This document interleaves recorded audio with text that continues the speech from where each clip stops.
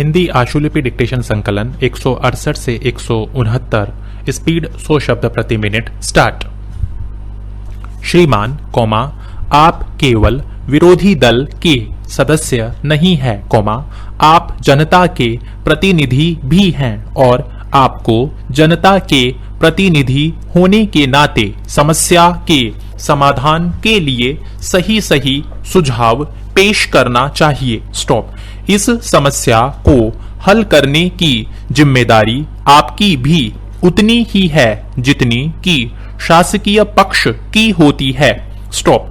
मैं इस संबंध में एक बात और कहना चाहता हूं कि अभी माननीय विरोधी दल के सदस्यों के जो वक्तव्य यहाँ हुए कौमा, वह इस दिशा में नहीं हुए। स्टॉप। यह आशय कदापि नहीं लगाना चाहिए कि हमारे कांग्रेस दल के भीतर जो सदस्य हैं कौमा, जो सत्ता में हैं कौमा, वे इस समस्या से परिचित नहीं है कौमा, चिंतित नहीं है या इस समस्या को हल करने के लिए कोई उपाय नहीं खोज रहे हैं। स्टॉप। विरोधी दल के सदस्य शायद सदन के माध्यम से यह संकेत देना चाहते हैं कौमा, इस सदन के माध्यम से शायद वे अपनी बात जनता तक ले जाना चाहते हैं कि सत्तारूढ़ पार्टी आज जीवन उपयोगी वस्तुओं को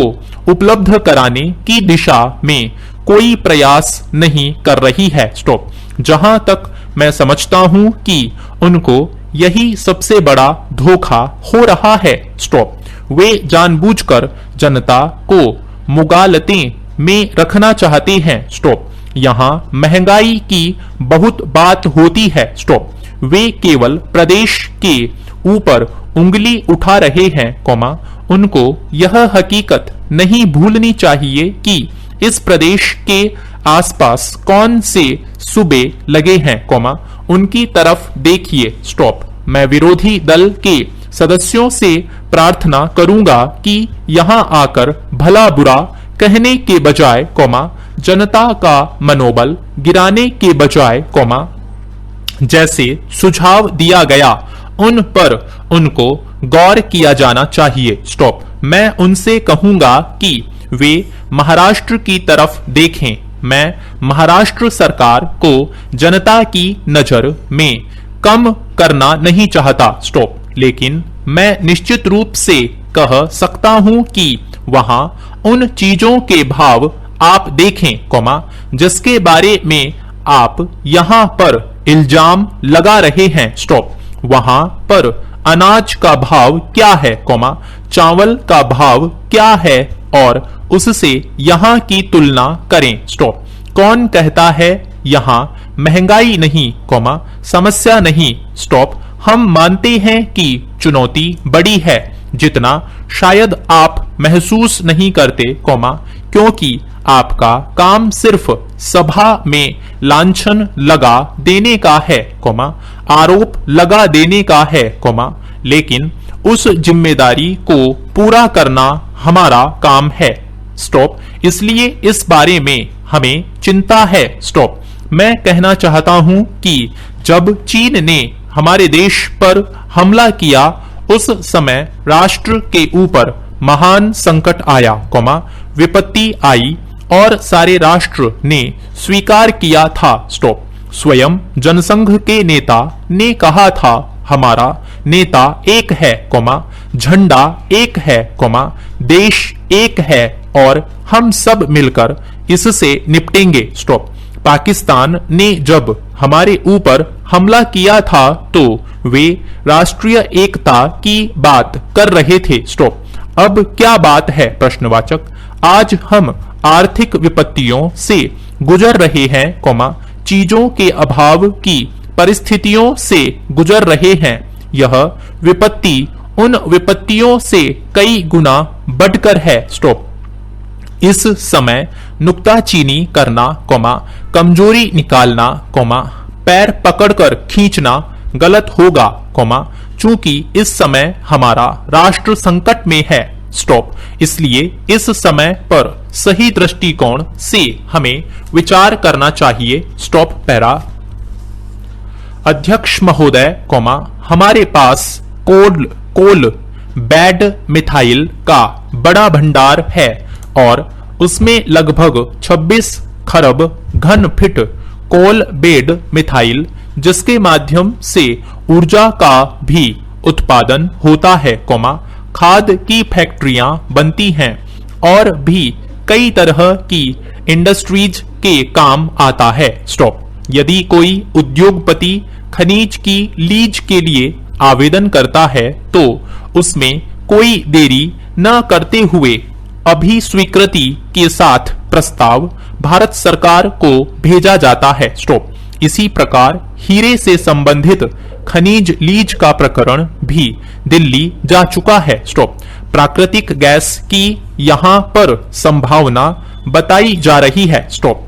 यदि यहां तेल और प्राकृतिक गैस भंडार मिल गया, तो फिर देश के समृद्धशाली राज्य भी हमारा मुकाबला नहीं कर पाएंगे, इसलिए संभावनाओं पर निश्चित रूप से जो प्रयास करने का काम होना चाहिए, हमारी सरकार ने किया है। Stop para.